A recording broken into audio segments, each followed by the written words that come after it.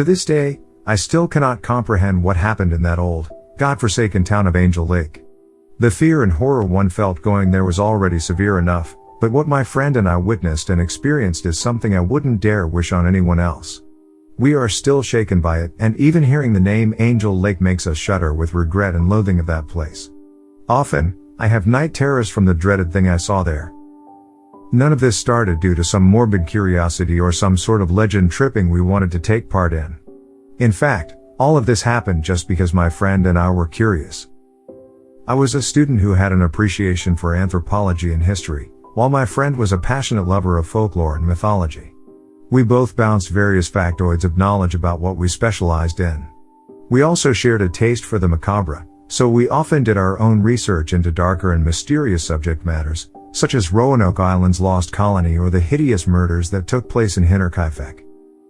One topic of interest we shared our entire lives was the subject of ghost towns. To us, ghost towns held mysterious and fascinating stories of the past that no textbook could ever capture. What made them even more enticing was that they were often left untouched, so everything was as still and silent as the day the villagers abandoned it. It is as if the forgotten town was a graveyard for the former life that the town used to have. My friend and I also enjoyed speculating about the cause of the departure, if indeed we can call it that. Sometimes, we've read that there is little to no evidence as to why a town is utterly abandoned. There are the obvious and more logical explanations: shortage of crops, famine, drought, rebellion, or sometimes simply the desire to move on. However, the ghost town of Angel Lake is notorious for having absolutely no explanation as to why it was abandoned. There are a large number of ghost towns in the world that have been abandoned by their original denizens, but this one has a peculiar history. Very little is actually known about Angel Lake itself. My friend and I searched high and low to discover more about it.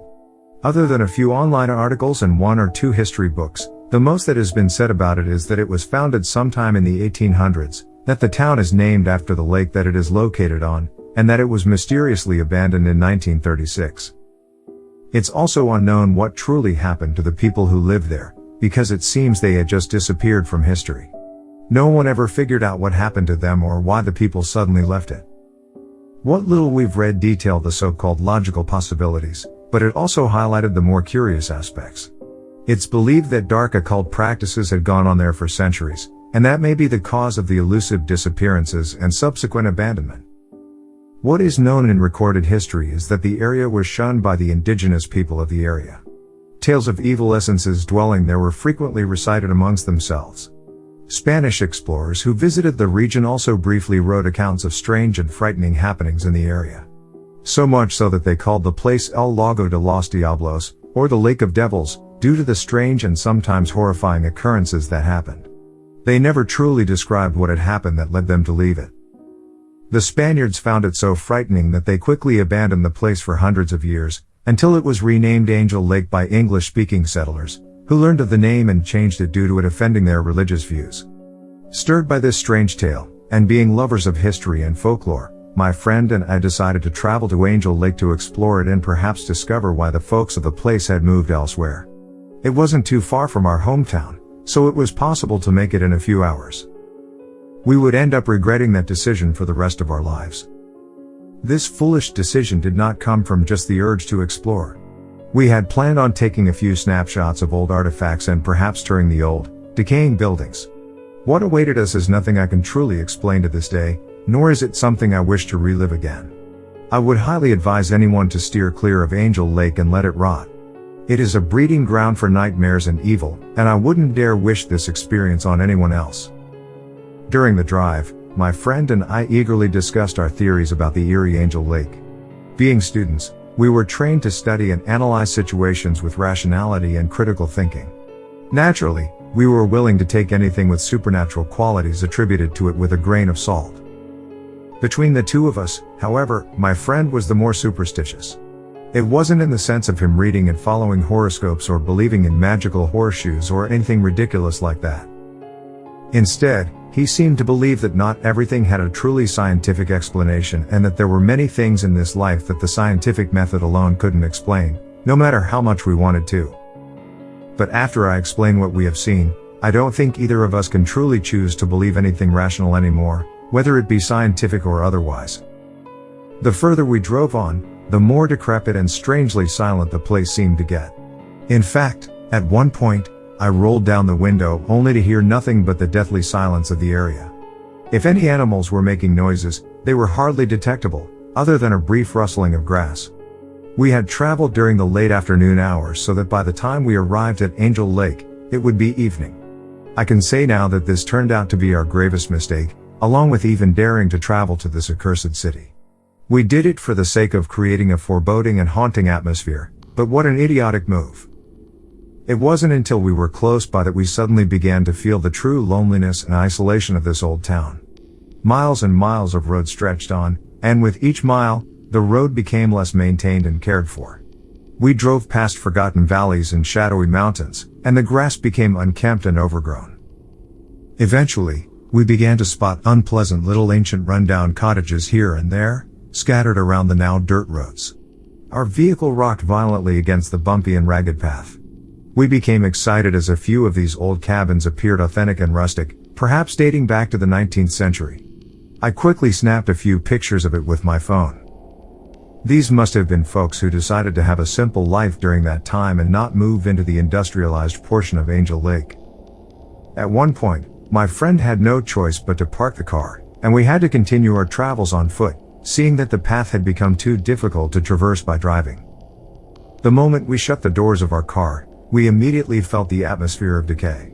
The trees, plants, and grass appeared gloomy and moist from rain that had fallen a few days earlier, and any animals we heard around us were furtively scurrying or climbing up tall, black trunks.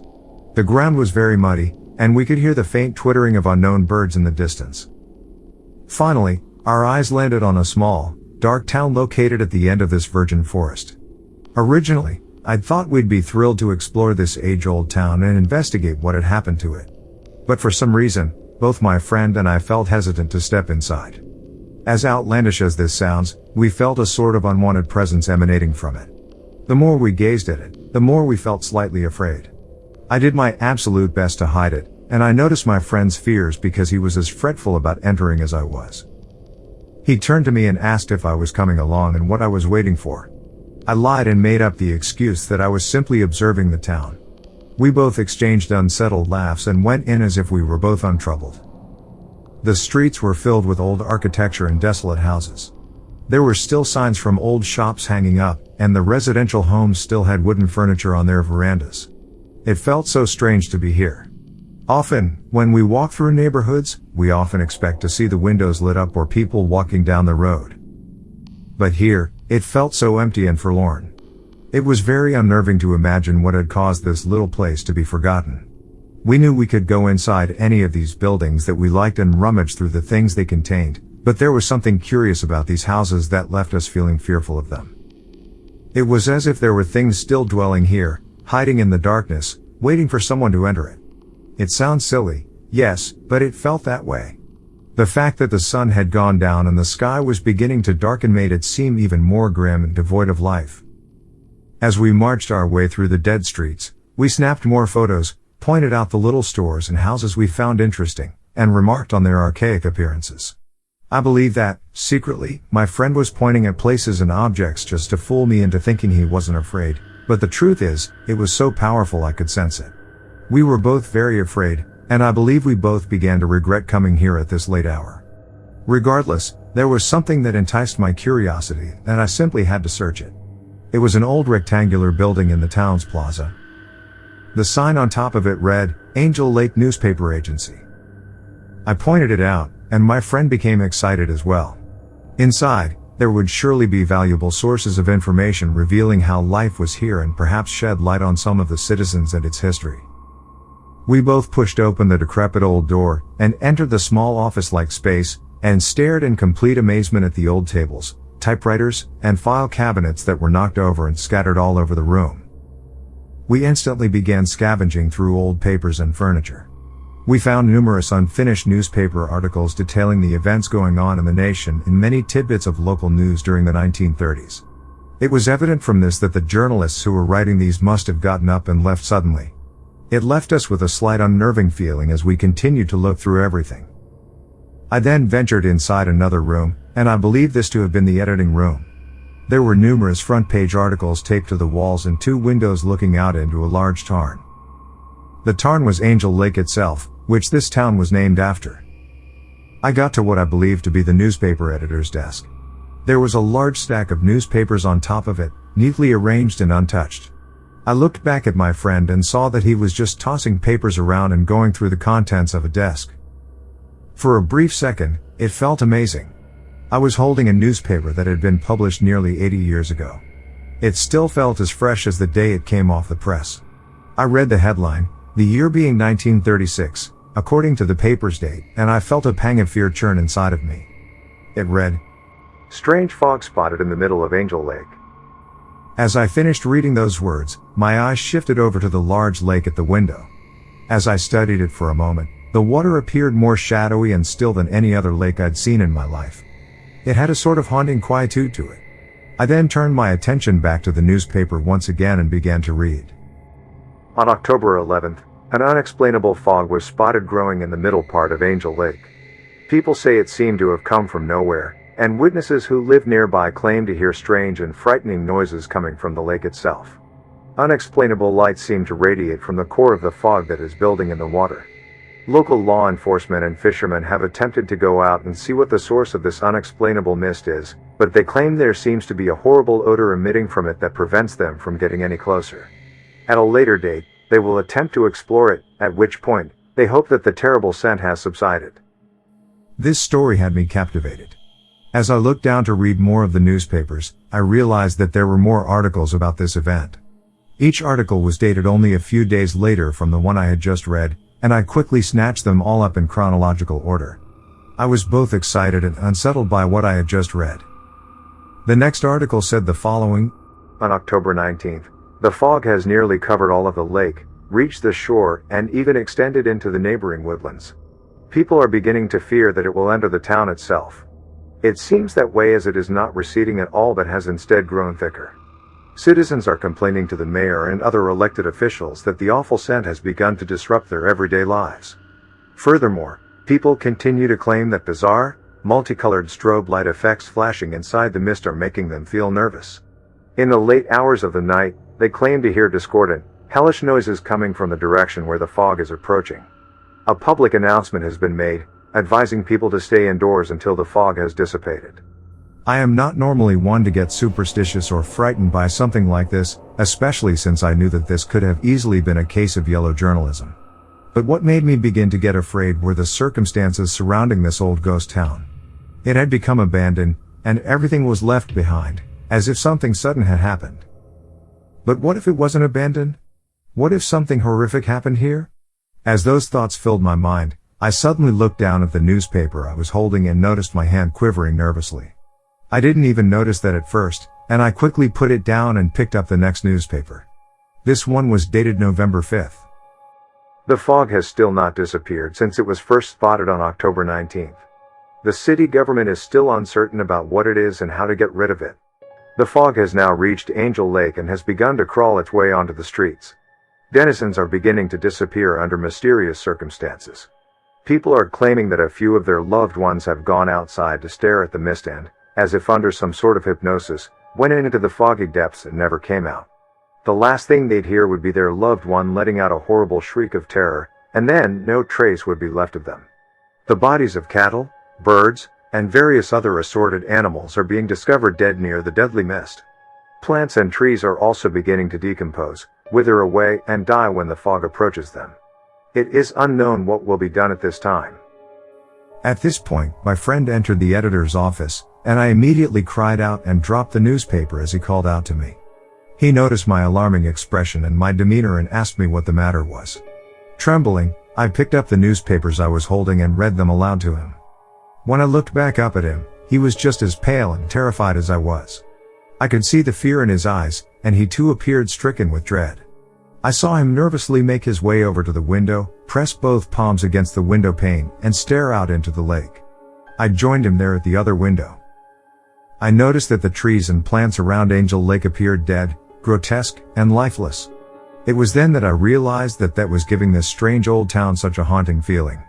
Everything appeared barren and without life. The lake itself appeared like a lonesome, cold abyss. The more I peered at it, the more I envisioned unspeakably abominable things hidden beneath it. Was there any validity to these newspaper pieces? Was it just an elaborate hoax? They appeared so authentic. It just didn't make sense.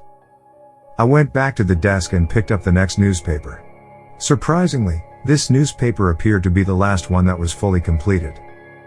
I read it aloud to my friend, who had rejoined me at the desk, only now he appeared more colorless and nauseated than before. This last article was dated November 14th. The infernal mist has begun to overtake Angel Lake. The authorities have promptly begun evacuations of the town. The fog, although of unknown origin, has been considered dangerous by the town officials. Crops have become deformed and non-edible. Animals have also grown deformed, dying as their flesh rots away. Angel Lake residents appear to have fallen into some sort of inexplicable trance that draws them into the deadly fog and causes them to vanish. It is uncertain where they go to or if they're even alive anymore. The foul odor has been speculated to come from the mist itself, and has become completely unbearable. The fate of our town will be left unknown. I placed that nerve-shattering article back on the table, and arranged the newspapers back in the way I found them, and perhaps the way they had been for decades. I suppose I did it out of respect for the original inhabitant who had done it that way. My friend and I exchanged very nervous glances at each other. Suddenly, what had been a scholarly and anthropological journey had devolved into an ominous and strange mystery.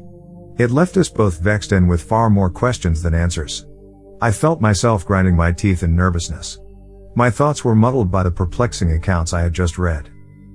My folklorist friend turned back to the window to gaze out into the hellish lake again, while I began to scan the room for more evidence as to what had happened at this ghost town.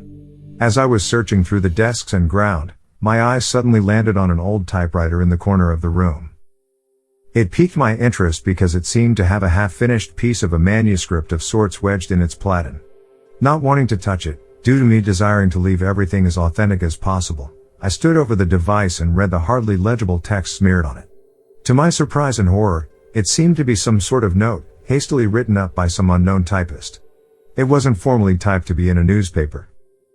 I began to read it, and after this, I began to truly feel the overwhelming essence of pure horror.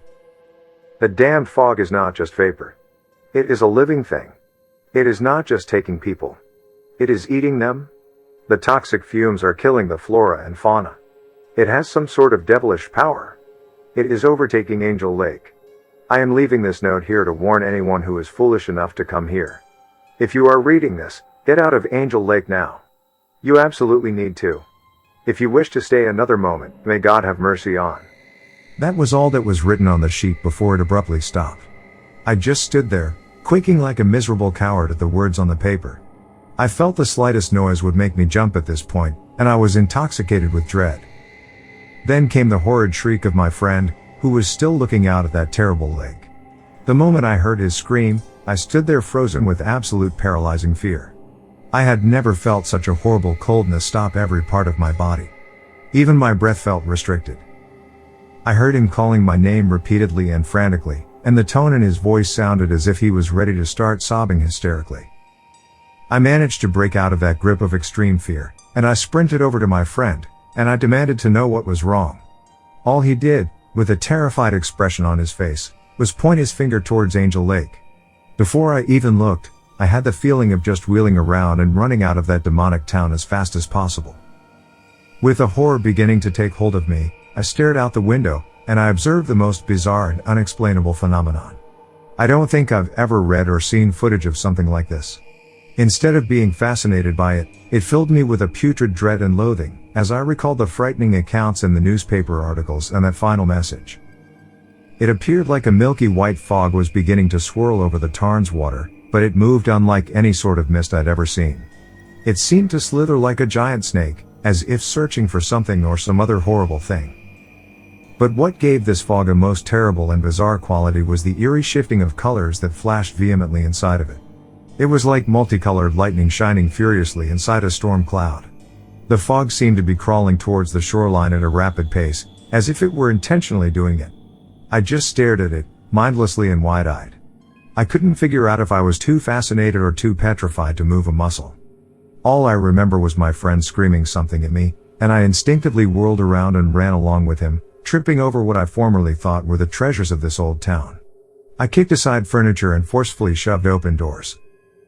As we ran outside, nightfall had already arrived.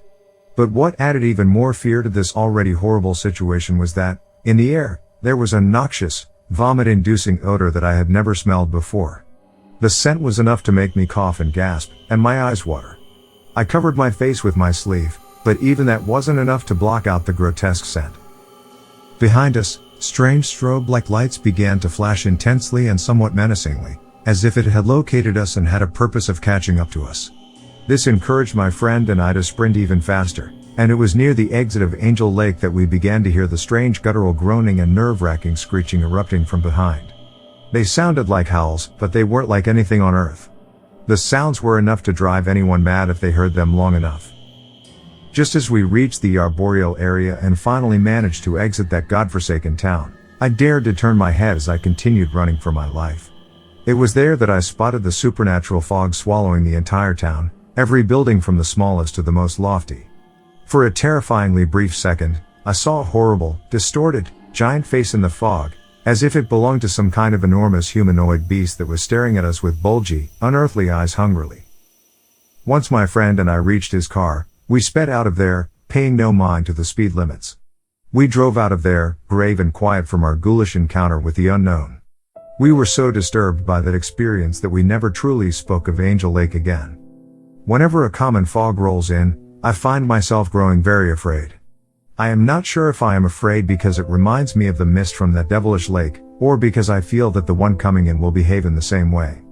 At night, as I lay there with my mind filled with horrible thoughts, I wonder if the people who inhabited Angel Lake had indeed escaped from that monstrous fog, or if it had eaten them, as that mysterious message on the typewriter had said. No one has ever come forward to claim that they had lived in Angel Lake, not even an interview.